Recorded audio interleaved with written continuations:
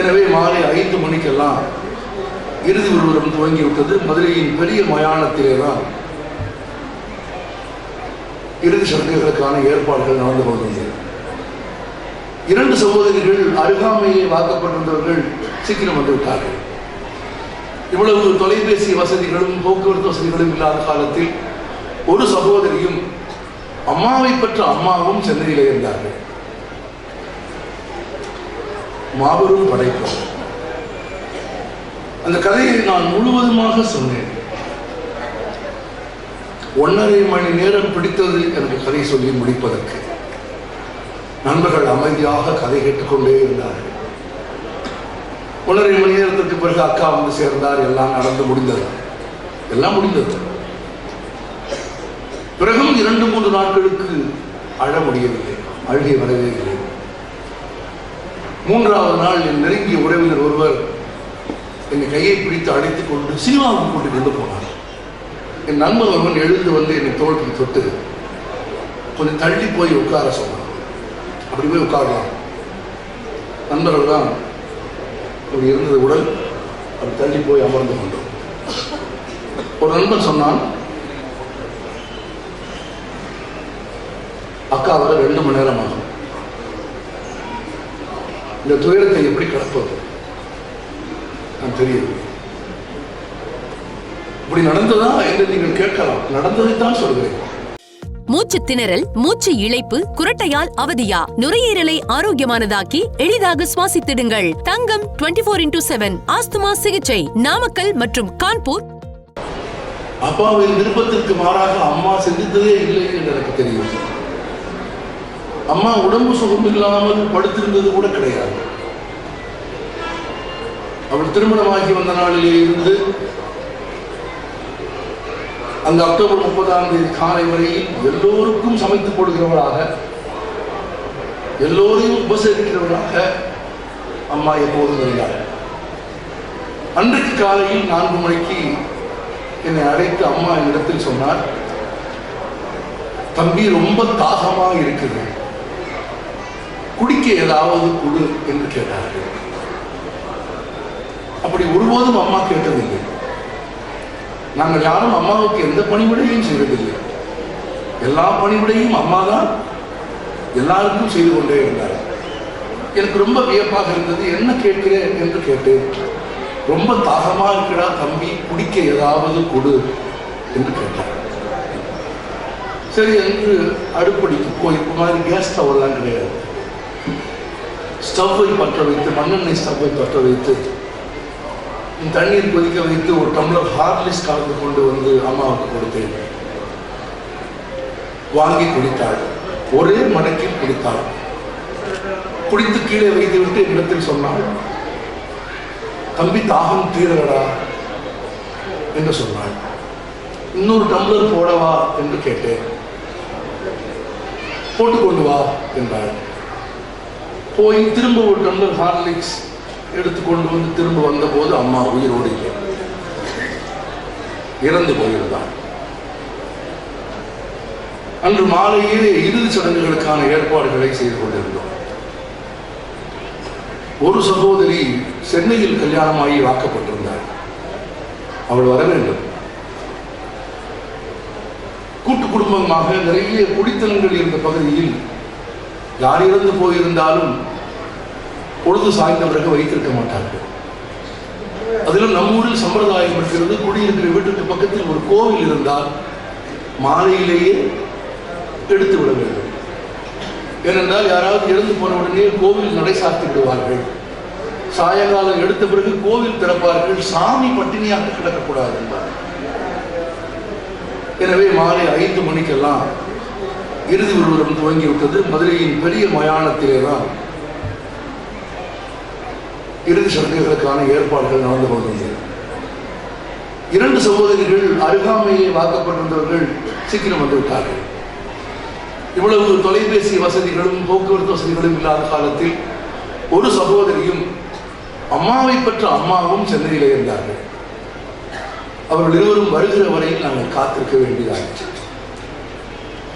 மயானத்தில் எரியூட்டப்படுவதற்காக அம்மாவின் உடல் இருந்தது. நான் நண்பர்கள் எல்லோரும் அமர்ந்திருந்தோம். அப்பா அவர் நண்பர்களோடு அமர்ந்து பேசிக் கொண்டிருந்தார். அக்காவின் வருகைக்காக காத்திருந்தோம். நான் அப்போதுதான் அம்மாவை ஒரு முறை பார்த்தேன். இறந்து கிடந்தது அம்மாவே இல்லை, அச்சு முடிந்து கிடந்த அப்பாவின் அதிகாரம் இறந்து போய் கிடந்தது.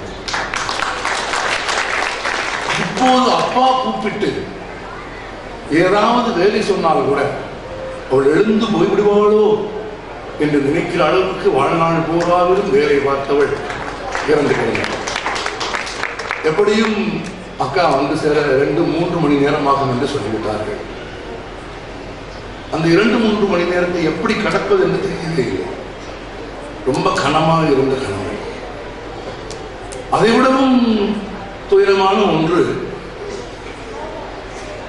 அந்த அதிகாலை 4:30 மணிக்கு அம்மாவின் உயிர் பிறந்த தருணத்திலே இருந்து நான் அழவே இல்லை. நான் அழக்கூடாது என்று எந்த முடிவும் செய்திருக்கவில்லை. அழ வேண்டும் என்று எல்லோரும் வற்புறுத்தி கொண்டே இருந்தார்கள்.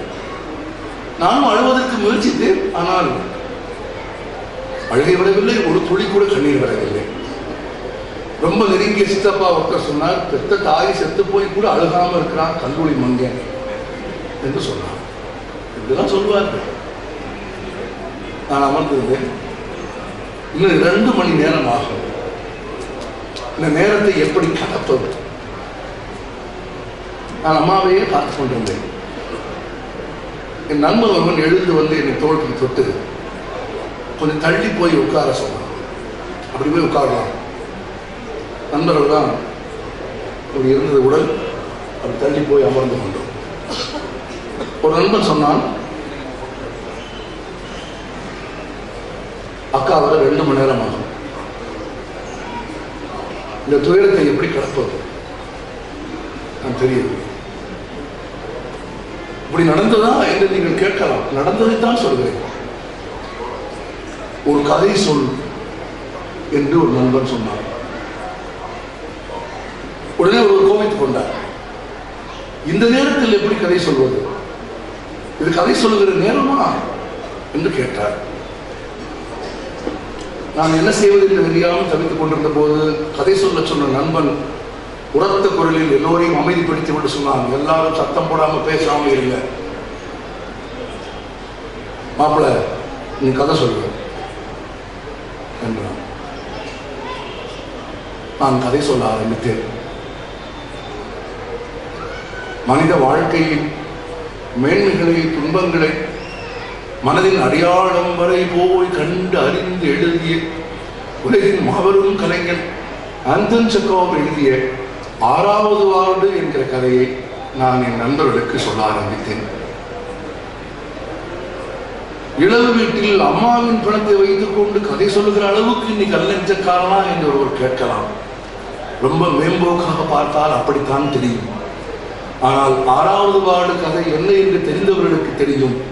அந்த கதையை விடவும் அம்மாவுக்கு அஞ்சலி செலுத்துவதற்கான வேறு மரண குறிப்பு உலகத்தில் எழுதப்படுவதில்லை. ஒரு மனநோய் மருத்துவமனையில் அனுமதிக்கப்பட்ட மனநோயாளிகளை பற்றிய மாபெரும் படைப்பு. அந்த கதையை நான் முழுவதுமாக சொன்னேன். 1.5 மணி நேரம் பிடித்தது எனக்கு கதை சொல்லி முடிப்பதற்கு. நண்பர்கள் அமைதியாக கதை கேட்டுக்கொண்டே இருந்தார்கள். 1.5 மணி நேரத்திற்கு பிறகு அக்கா வந்து சேர்ந்தார். எல்லாம் நடந்து முடிந்தது. எல்லாம் முடிந்தது. பிறகும் 2-3 நாட்களுக்கு அழ முடியவில்லை. அழுகை வரவே இல்லை. 3வது நாள் என் நெருங்கிய உறவினர் ஒருவர் என் கையை பிடித்து அழைத்துக் கொண்டு சினிமாவுக்கு கூட்டிட்டு கொண்டு போனார். நான் மறந்தேன். அம்மா செத்து 3 நாள் ஆகல, சினிமா தியேட்டருக்கு போறான்னு உலகத்துல யார் பார்த்தாலும் தப்பா சொல்லுவாங்க. நான் மறல என்றேன்.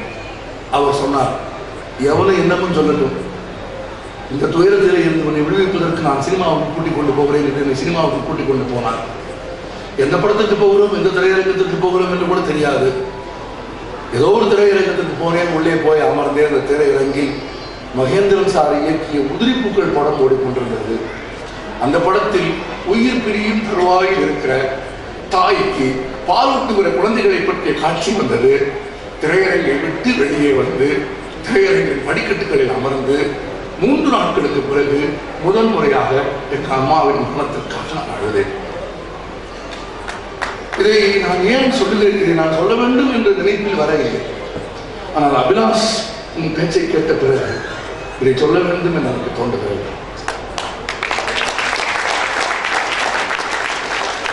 கதைகளின் கதையை சு. வெங்கடேசன் சொன்ன பிறகு இதை சொல்லியே ஆக வேண்டும் என்று எனக்கு தோன்றுகிறது. கதைகளின் கதைகளை தாண்டி, கதைகள் சொல்லும் மனித மனங்களை தாண்டி, வாழ்வின் துயரமான தருணங்களை கடந்து போவதற்கு, மனிதர்களுக்கு உதவி செய்வதற்கு இலக்கியங்களுக்கு ஒப்பான ஒன்றை இன்னும் உலகத்தில் யாரும் கண்டுபிடிக்கவே இல்லை. என் வாழ்நாளின் பின்னாளில் சென்னை புத்தக கண்காட்சியில் ஒரு முறை உதிரிப்பூக்கள் திரைப்படத்தினுடைய திரைக்கதை புத்தகமாக வந்தபோது அதை வெளியிடும் வாய்ப்பை எனக்கு கொடுத்தார்கள். இந்த நிகழ்வை அந்த அரங்கில் சொல்லிவிட்டு புத்தகத்தை வெளியிட்டு விட்டு என் வாழ்க்கையோடு சம்பந்தமுடைய, எனக்குள் பாறையாக உறைந்திருந்த என் துயரத்தை உடைத்து என் கண்ணீரை வெளியேற்றிய ஒரு மாபெரும் படைப்பை புத்தகமாக வெளியிடும் சந்தர்ப்பத்தை நான் பெற்றேன் என்று சொல்லிவிட்டு அரங்குக்கு கீழே போனேன். நான் சொன்னால் நீங்கள் வியந்து போவீர்கள். இயக்குனர் மகேந்திரன் என்னை பற்றி கட்டி பிடித்துக் கொண்டு நீண்ட நேரம் அழுது கொண்டே இருந்தார். நான் அவரை சமாதானப்படுத்திய பிறகு அவர் சொன்னார், நீ பேசிய பிறகு என் திரைப்படத்திற்காக நான் அழுகவில்லை, நான் அறியாத உன் தாயின் மரணத்திற்காக நான் அழுகிறேன் என்று மகேந்திரன் சார் சொன்னார். மூச்சு திணறல், மூச்சு இழைப்பு, குரட்டையால் அவதியா? நுரையீரலை ஆரோக்கியமானதாக்கி எளிதாக சுவாசித்திடுங்கள். தங்கம் 24/7 ஆஸ்துமா சிகிச்சை நாமக்கல் மற்றும் கான்பூர்.